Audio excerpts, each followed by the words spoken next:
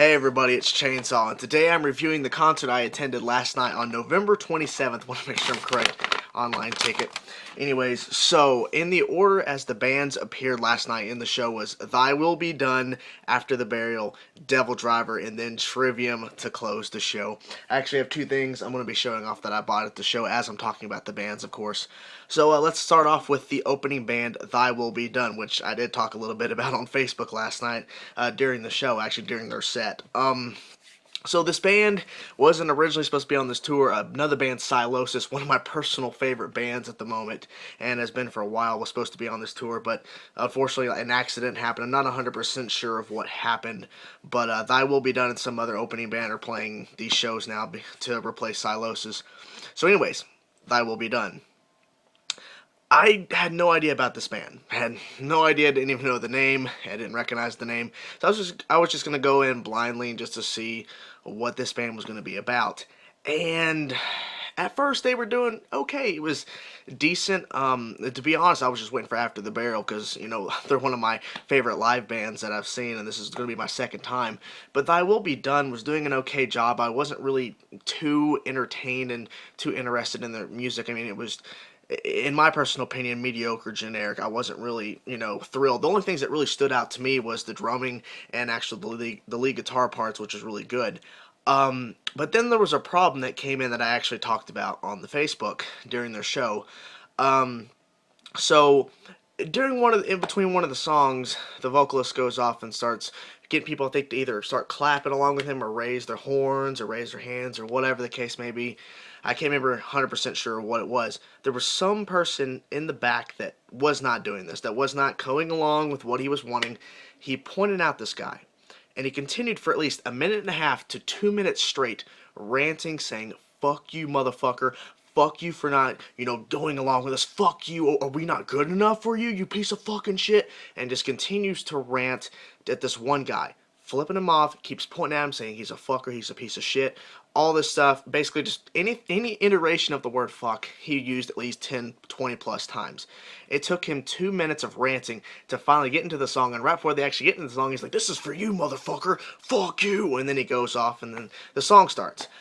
That right there showed his personality. It showed, him being an idiot. And if you're a person that just heard that story or basically is thinking about how that went down and is going, it is what it is, they get mad. That is just overly mad at just one person who's not a part of it. I mean, you're an opening band. You got to learn and accept the fact that, not everybody's going to be involved. There was a lot of people involved with this band, but that just showed that he's a child. And I have no respect. And honestly, at the end of the show, when everybody's buying the merchandise from After the Burial, DevilDriver, Trivium, and then Thy Will Be Done, nobody that I saw was buying anything from that band, Thy Will Be Done. And I don't think it's because they're opening band. I think it's he pissed off a lot of people after he said that statement. So, besides that, the band was decent, but I'm never going to look into their stuff. I think that guy just showed himself, and it shows. And the band allowed him to do that. The band didn't. To me, it seemed like they didn't really care. They were just laughing and smiling as he was doing it. So, yeah, I spent a lot of time on that, but, it is what it is. That was a big thing, a big negative thing that guy did, and, well, the band let it happen. Anyways, After the Burial. So, let me get this 1 second. I got After the Burial poster signed by the band. They were all signed, actually, so this is like a special, I went behind stage and got a signing. It's like they all signed it. It was $5. It's for their upcoming new album called Wolves Within.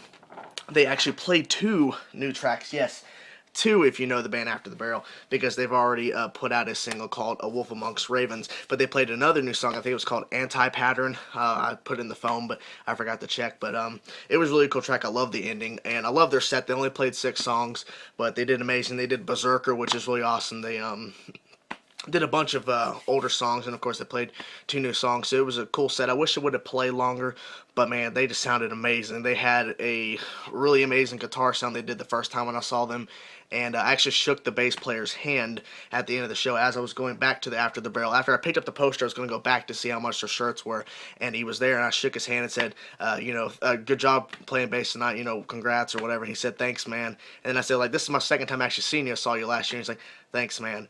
And the way he said it made me kind of it made me think about maybe he's not used to people, shaking his hand, congratulating him, or thank you for playing bass or whatever, whatever the case may be.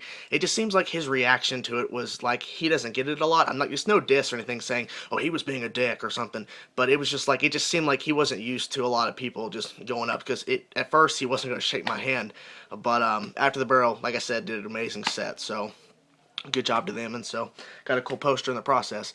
DevilDriver. I was a fan of DevilDriver back in the day, this was back in like '08, '09, when I used to listen to the bands I first discovered, which was like Metallica and All That Remains and Killswitch Engage and DevilDriver and bands like that. My friends were just introducing to me back then. And I will have to say that, DevilDriver did a great set. The band sounded amazing. The guitars, the drums, the vocalist, the bassist, they all sounded good. But to me, some of the songs just sounded like they were kind of repeating songs, or they all kind of sounded the same, and that's no diss to DevilDriver fans. I'm sorry, but when they played new songs, they played like two new songs from Winter Kills, and they also played their cover of Cell, which closed Winter Kills, and they played, of course, Clouds Over California. And when they played those two new songs, the cover of Sail and DevilDriver, you hear distinct changes within the riffs and you hear all this stuff. But in some of the other DevilDriver tracks, it sounded like the same riff coming and coming and keep going and going and going. And I wasn't like, really excited. I mean, it was good. It sounded good, but I mean, it was just like there was a lot of like the same sounding riffs to me. And half the time the vocalist wasn't even actually announcing the song titles. They were just going off into it and just going to the next one, not saying, what other bands like, the song is called, then you can look up reference later. But DevilDriver, it's like, I didn't know half the songs, and he never said the song titles, unless you really listen to the lyrics and hear, oh, that sounds like a song title, I'll look that up. But he never said them, so I can't go check them for reference and see. Maybe I'm wrong about all these riffs sounding the same, or all these songs sounding kind of similar, but I wouldn't know, because he didn't say the song titles. But other than that, DevilDriver did a good job. They sound like they did on the records and all the songs that I recognized. So they did a good show. Everybody around me, like the whole crowd, was really enjoying it, so I could give them props for a good live show. But like I said, song titles next time, please. That'd be great. Trivium. And this was actually kind of sad that I noticed halfway through the Trivium show, some people actually left after DevilDriver. I understand people might not like Trivium, but that's kind of disrespectful. Trivium is technically the main act. They're playing last.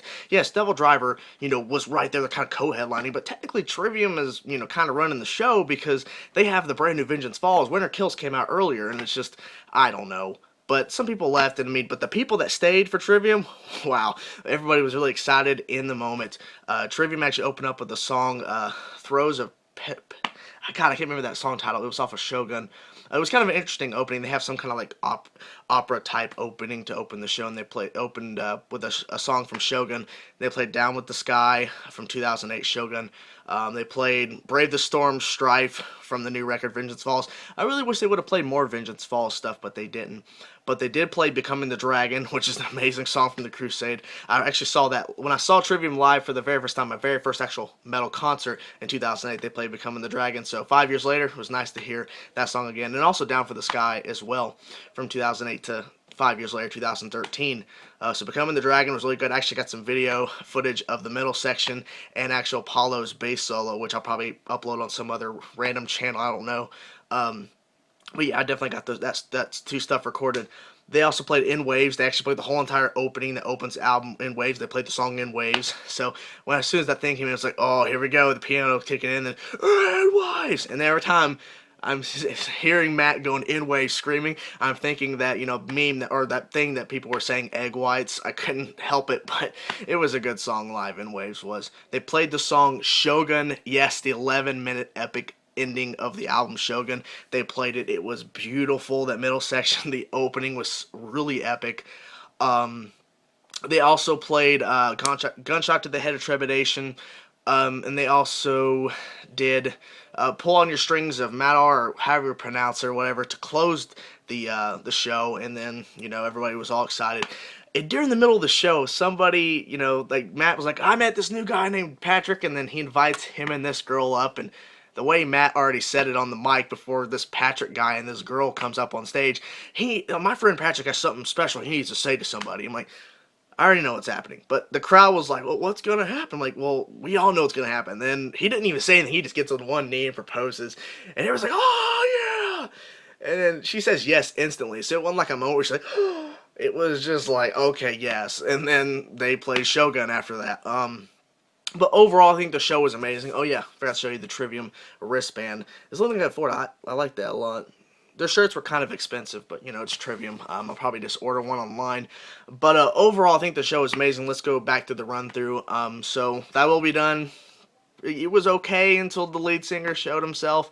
You know, After the Barrel did an amazing job. DevilDriver, good stuff. You know, good job. Live set, really good live show. You know, just song titles and, you know, kind of mix up the set list to kind of, you know, just show some different styles of writing that you guys do. And Trivium, once again, did an amazing job. I really wish, back to Trivium, that they would have did a longer set, but they didn't do that. So, but overall, it was a great show, and I would love to go do it, see it again. And you know, it was good stuff. So if you have any chance to go see Trivium and DevilDriver, this co-headlining tour, technically Trivium above, then definitely go check out the show. The show is amazing. You'll love Trivium. You'll love DevilDriver if you're a fan of that. After the Barrel, if you haven't seen them and, you know, you want to go see Trivium, definitely check out After the Barrel and all that stuff. So that's the review, guys. Thank you guys for watching. I hope you guys enjoyed the video, and I will see you guys soon with another review. See ya.